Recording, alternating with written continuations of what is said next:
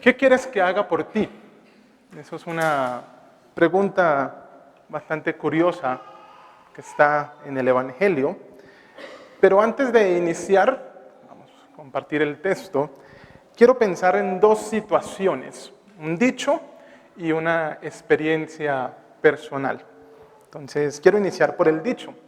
De pronto ustedes han oído, han escuchado, no hay peor ciego que el que no quiere ver. Y eso pues, aplica en muchos sentidos, usualmente cuando uno quiere que alguien note algo que no está notando y entonces uno le dice, claro, es que no hay peor ciego que el que no quiere ver. Suele aparecer mucho en las consejerías de pareja, cuando la pareja, los novios están tan emocionados el uno con el otro que no se dan cuenta quién es el otro. De pronto no se dan cuenta quiénes son ellos, entonces no hay peor ciego que el que no quiere ver. Y aplica para ceguera espiritual, emocional, social, física y muchos más. Y usualmente lo interesante del dicho es que la persona que lo recibe no considera que es ciego, pero la persona que lo está diciendo sí considera que ese otro está siendo ciego. La experiencia personal, no voy a hablar de mi ceguera, sino está relacionada con la infancia. Cuando yo era niño, en mi casa teníamos un Betamax. No sé si ustedes han escuchado nombrar eso. Algunos de ustedes no sabrán qué es eso, pero teníamos un Betamax con dos películas, El libro de la selva y Aladín. Eso era el Netflix de mi infancia. Entonces me vi Aladín muchísimas veces, me sabía todas las canciones, todavía me las sé, todas las canciones, pero esta vez no les voy a cantar. Y cuando uno terminaba de ver la película, después de verse más de 100 veces una película como esa, uno comienza a pensar, ¿y qué haría yo si se apareciera el genio de la lámpara, ahora en versión Will Smith, y me dijera, bueno, ¿qué deseas? 3 deseos. ¿Qué pediría uno? Entonces uno puede tener una respuesta a esa pregunta. A mí es que me gustaba utilizar el tiempo libre en ociosidades, entonces gastaba tiempo pensando en qué respondería uno. Y como la belleza no me acompaña, yo ni pedía por la paz mundial, ni pedía por las riquezas para todo el mundo.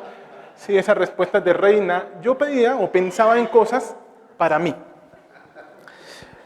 Pero uno se puede pensar, ¿realmente eso que yo estoy pensando es lo que necesito?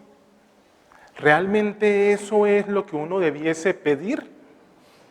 A nivel individual, a veces uno cree tener necesidades que posiblemente no son lo que uno necesita.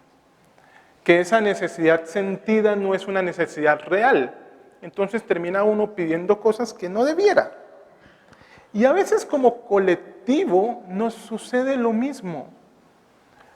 He estado pensando en como iglesia, ¿qué es lo que queremos?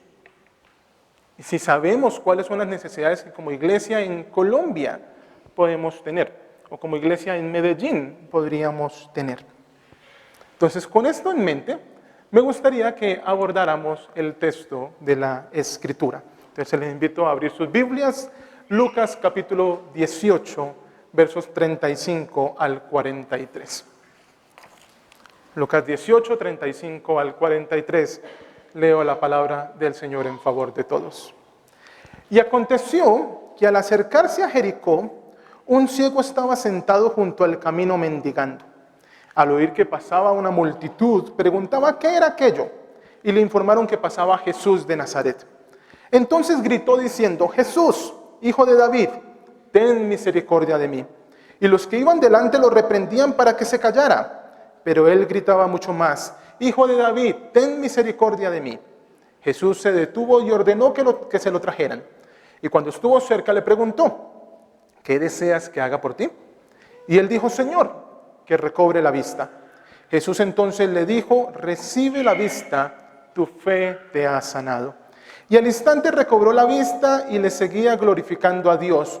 Cuando toda la gente vio aquello, dieron gloria a Dios. Este texto que acabamos de leer nos ubica en una serie de parábolas y diálogos que es el retorno o la ida de Jesús hacia Jerusalén. Diálogos en los que los discípulos, como es costumbre, no entienden lo que está pasando, pero lo entenderán con la resurrección. Este texto también sirve como antesala para la historia de Zaqueo y nos recuerda lo difícil que es ser un marginado socio-religioso, sea uno rico, como Zaqueo, o sea uno pobre, como este ciego. Ser marginado es muy complejo. Jesús acaba de anunciar una vez más su muerte en Jerusalén y van rumbo hacia allá, pero se detiene en Jericó para este par de encuentros. Entonces pensemos brevemente en esta historia, el marco de la historia que se nos presenta. Aconteció que al acercarse a Jericó, un ciego estaba sentado junto al camino mendigando. Al oír que pasaba una multitud, preguntaba qué era aquello. El texto nos pone en el camino a Jericó y tenemos un ciego. En Marcos se llama Bartimeo, en Mateo son 2, en Lucas es 1 y es anónimo, un ciego. Este se encontraba mendigando, porque realmente en su época para un ciego, pues las opciones laborales de sustento y demás no eran muchas. Entonces mendigando es una acción común. Y lo hace al lado del camino. Es un sitio por donde pasa gente, hay opciones de conseguir más limosna. Y lo hace en el camino a Jericó, que era una ciudad a la que no le iba mal económicamente en su época. Entonces era un lugar pues, decente para conseguir recursos. Y este ciego escucha una multitud que está pasando y se pregunta, ¿qué es esto? Es ciego, no sordo. Y tampoco es tonto. Él sabe, mucha gente, más opciones de conseguir limosna, matemáticas. La gente le dice que es Jesús el Nazareno el que está pasando. Lucas no nos da mayor información. No nos cuenta quién se detiene, ni siquiera por qué se detienen a comentarle a un ciego.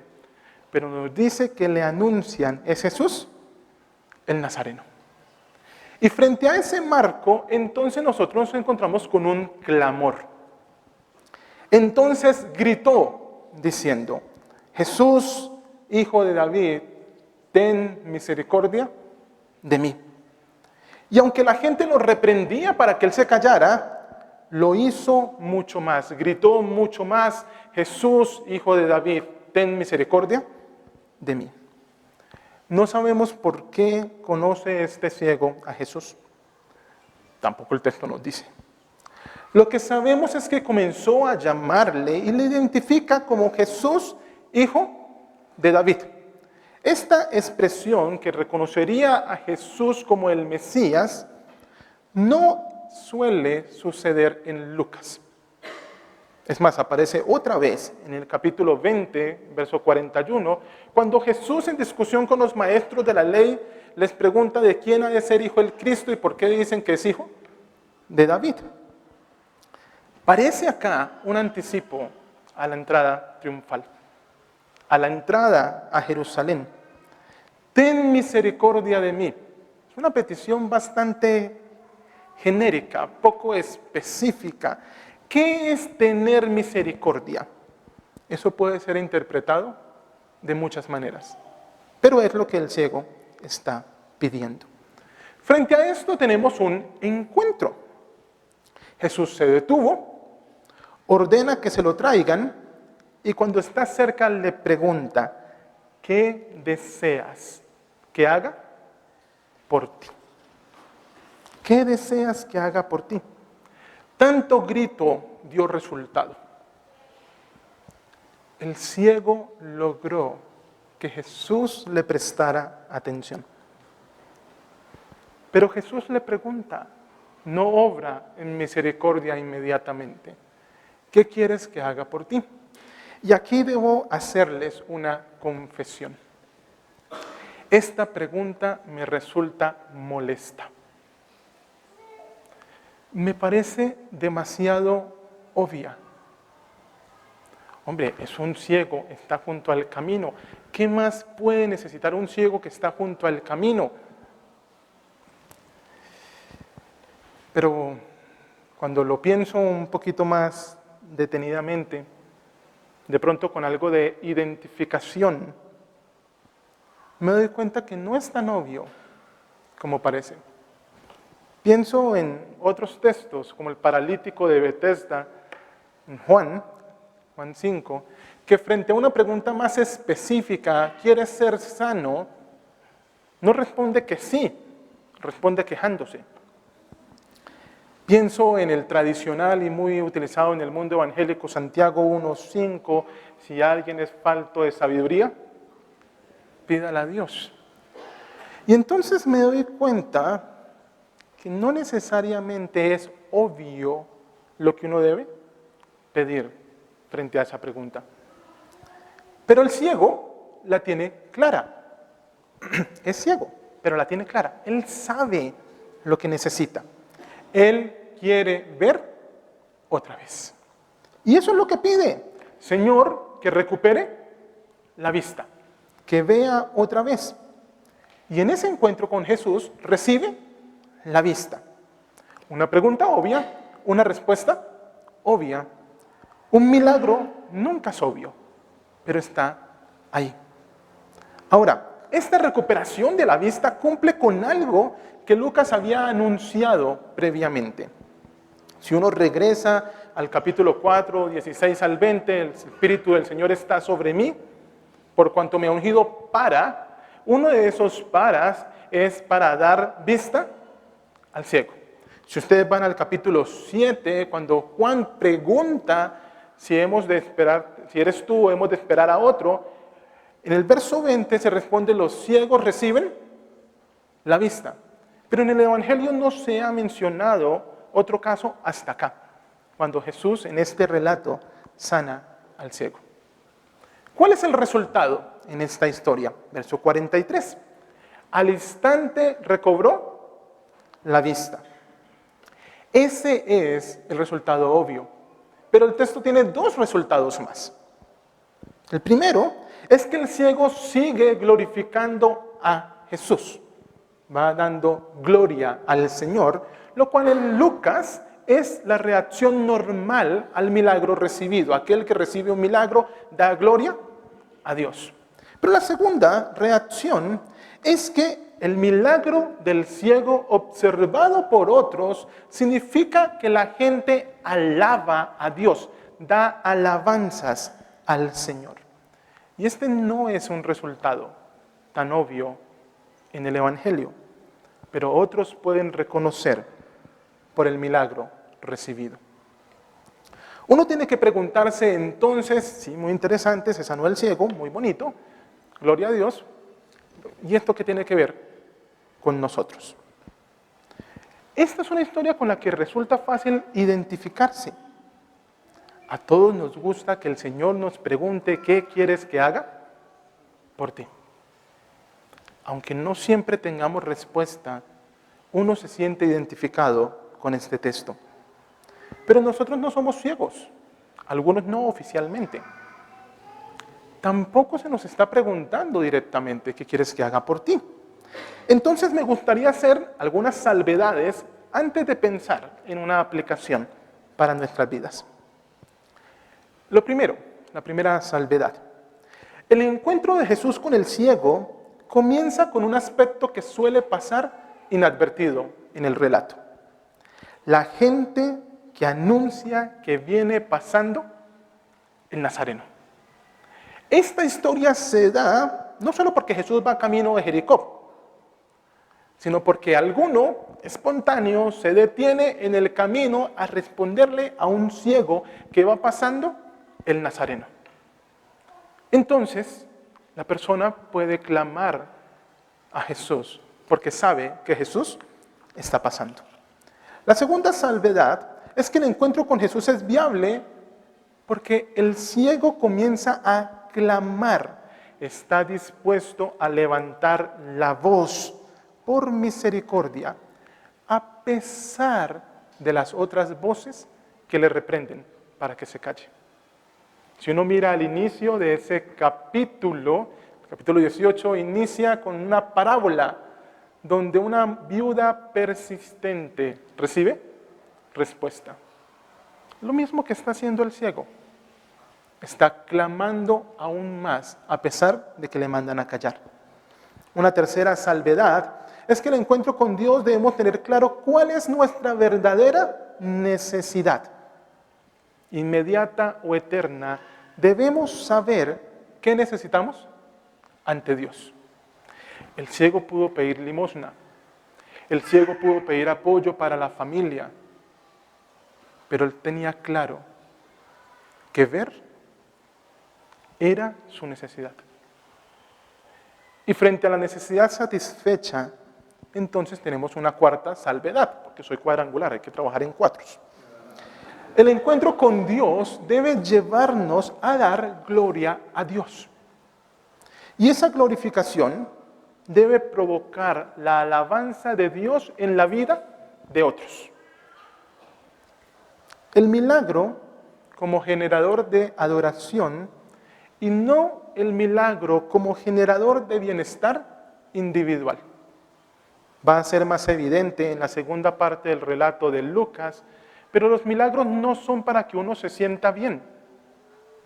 El milagro está para que el nombre de Dios sea reconocido, sea exaltado.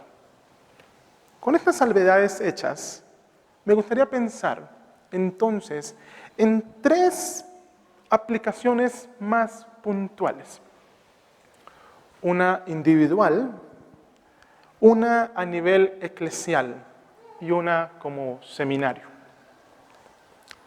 A nivel personal, si el Señor te preguntara hoy, ¿qué quieres que haga por ti?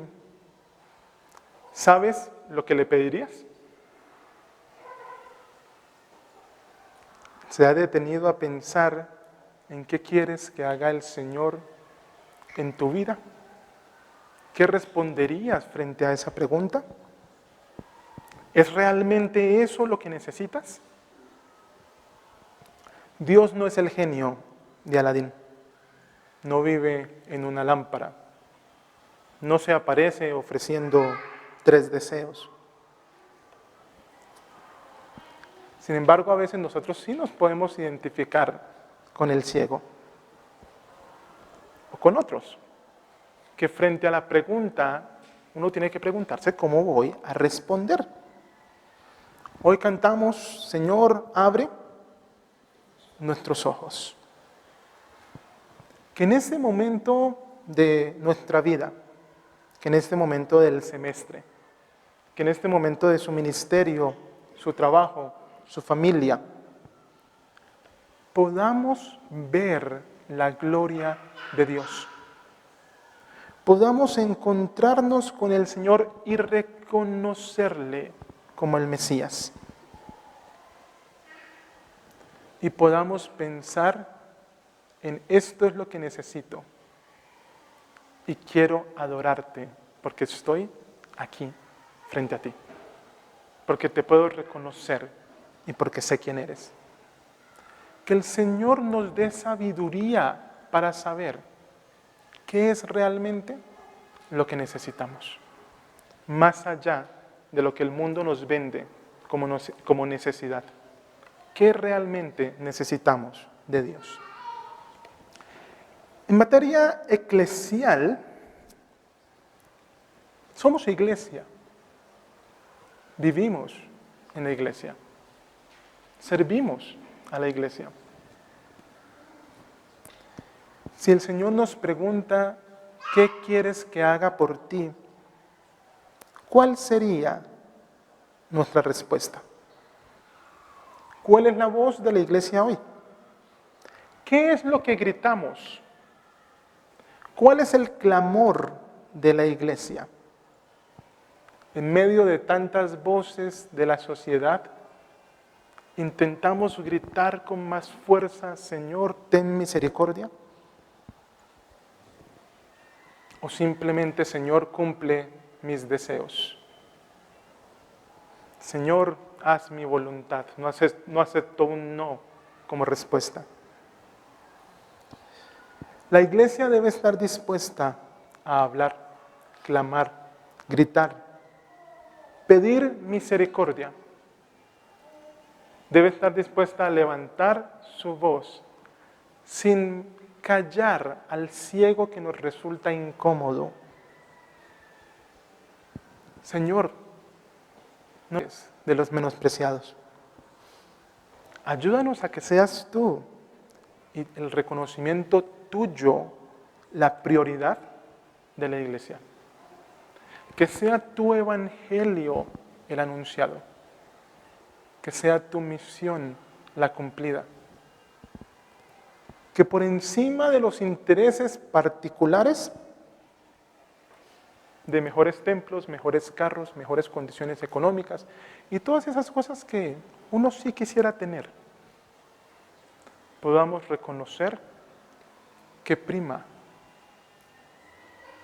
la extensión y la comprensión del reino de Dios en la forma más amplia de la expresión.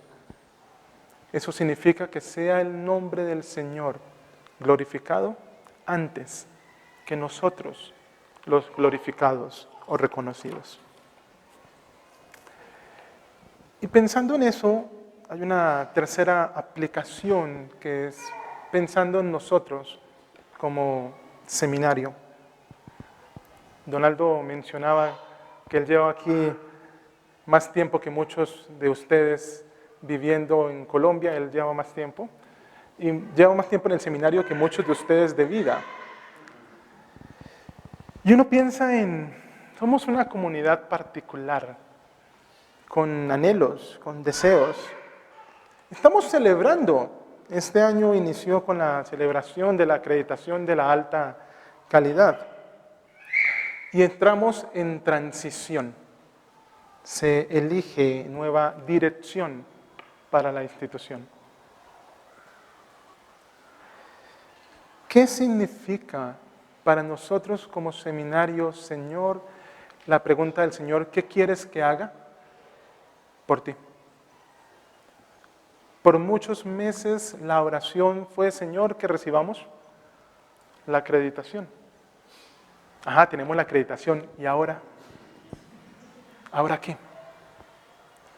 Que esa glorificación de nosotros a Dios por la acreditación abunde en la alabanza de la iglesia colombiana al Señor, porque estamos dispuestos a servir. Que parte de la respuesta a ese que quieres que haga por ti sea dada mediante la votación en el consejo directivo. Y entonces parte de lo que debemos decirle al Señor es, Señor, ayúdanos a orar e interceder por este proceso de transición. Todos acá como estudiantes, empleados, llevar en oración a Álvaro, a Floralba como representantes del consejo directivo, a los otros miembros del consejo directivo, que el Señor les dé sabiduría, pero orar para que el Señor nos dé el gozo de saber que ha respondido a ese que quieres que haga por ti, porque Él sigue estando al control de nuestras vidas. Guíanos, Señor, para vivir siempre en pos y al servicio de tu reino. Que el Señor nos dé la claridad del ciego en el camino a Jericó para saber qué responder a su pregunta. ¿Qué quieres que haga por ti? Y que la obtención de esa respuesta sea gloria al nombre de Dios, alabanza a su voluntad, porque Él es soberano. Que el Señor les bendiga.